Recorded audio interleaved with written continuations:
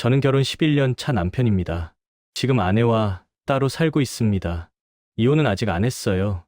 같이 사는 게 힘들어서 떨어져 있는 상태입니다. 아내가 회사를 그만둔 건 결혼 3년 차였습니다. 어느 날 퇴근하니까 아내가 방에 들어가 있더군요. 그 전날도 그 전전날도 그랬습니다. 당신 무슨 일 있어? 요즘 많이 힘들어 보여. 아니야. 그만 얘기하자. 그 뒤로는 더 묻지도 못했습니다. 그러다 어느 날 갑자기 사표를 냈다고 했습니다. 매일 스트레스 받으면서 일할 자신이 없어. 그래, 좀 쉬어. 천천히 다시 생각해보자. 아내는 고개를 끄덕였지만 표정은 없었습니다. 그땐 이해했어요. 직장 생활이 힘들 수도 있죠. 처음 몇 달은 괜찮았습니다. 아내 얼굴이 예전보다 밝아 보였고 퇴근하면 밥이 차려져 있었어요. 근데 그게 오래가지 않았습니다. 아침에 출근할 때 아내는 자고 있었고 퇴근해서 돌아와도 침대에 누워 휴대폰만 보고 있었어요. 저녁은 없었습니다. 당신 오늘도 몸 안 좋아? 좀 피곤해. 그래서 제가 라면을 끓였습니다. 같이 먹자. 나중에 먹을게. 한두 달이 지나니까 그게 일상이 됐어요. 제가 출근 준비하고 퇴근해서 설거지하고 빨래하고 청소했습니다. 처음에 서툴렀지만 하다 보니 익숙해졌어요. 회사를 그만둔 뒤로 아내는 얘기를 거의 하지 않았습니다. 사람들이 힘들어? 아니, 그럼 일이 힘든 거야? 그냥 그래. 뭐가 그냥 그래? 나도 모르겠어.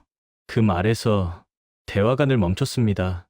조금만 더 기다리면 아내가 괜찮아지겠지. 그런데 1년이 지나도 아내는 나아지지 않았습니다. 병원에 가보자고 했죠. 나 우울증 같은 거 아니야. 그냥 좀 무기력한 거야. 그래도 의사 선생님한테 한번 내가 알아서 할게. 너무 신경 쓰지 마. 더 이상 강요하지 못했습니다. 아내가 싫어하는 게 느껴졌거든요. 그 순간 문득 그런 생각이 들었습니다. 이 사람을 더 설득하려는 마음이 나한테는 이미 없다는 거요. 그게 제일 무서웠습니다. 그래서 그냥 제가 할 수 있는 걸 했어요.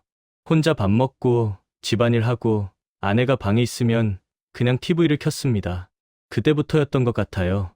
아내에게는 이미 참을 만큼 참았다는 생각이 들기 시작한 게요. 그런데도 화를 낼 수는 없었습니다. 아내가 아픈 건지 게으른 건지 저도 잘 모르겠더라고요. 그럴 때면 장모님 댁 풍경이 떠올랐습니다. 아내의 무기력함이 장모님 때문인지는 모르겠습니다.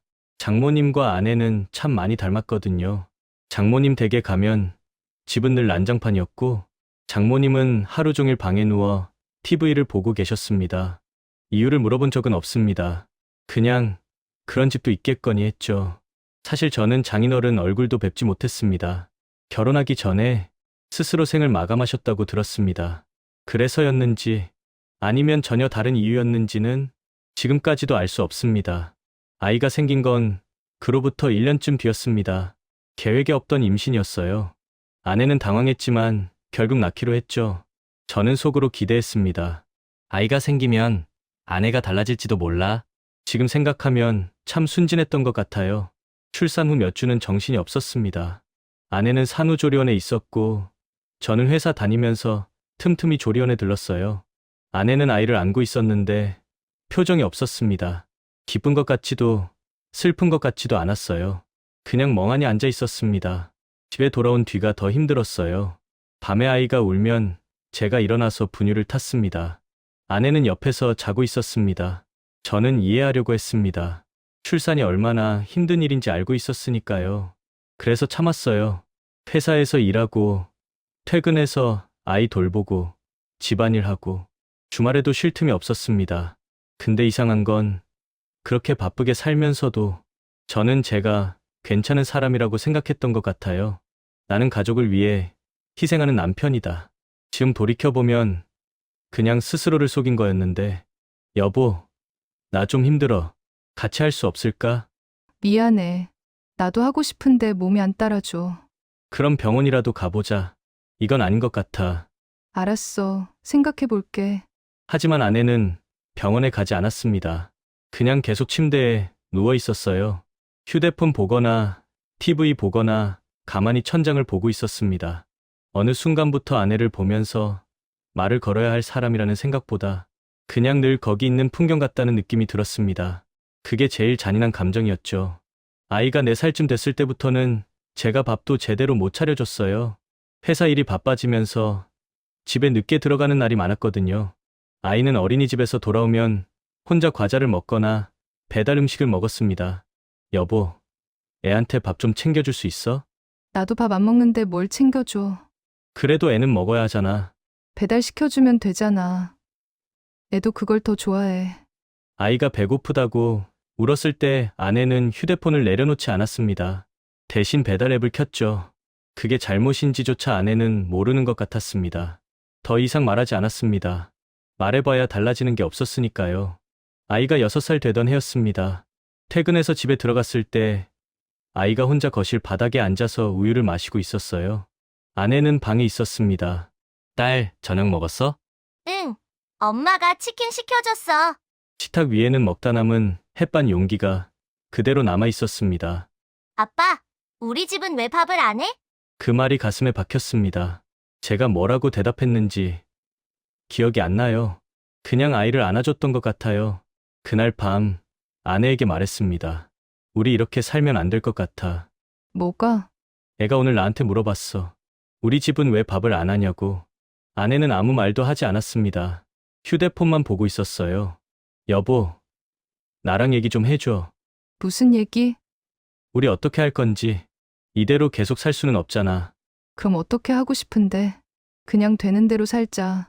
아내의 목소리는 차가웠습니다. 저는 할 말을 잃었어요. 헤어지자고 할 수도 없었고, 그렇다고 이대로 살 수도 없었습니다. 결국 그날도 아무것도 정하지 못했어요. 저는 그냥 거실로 나와서 소파에 누웠습니다. 언제부터 이렇게 됐을까?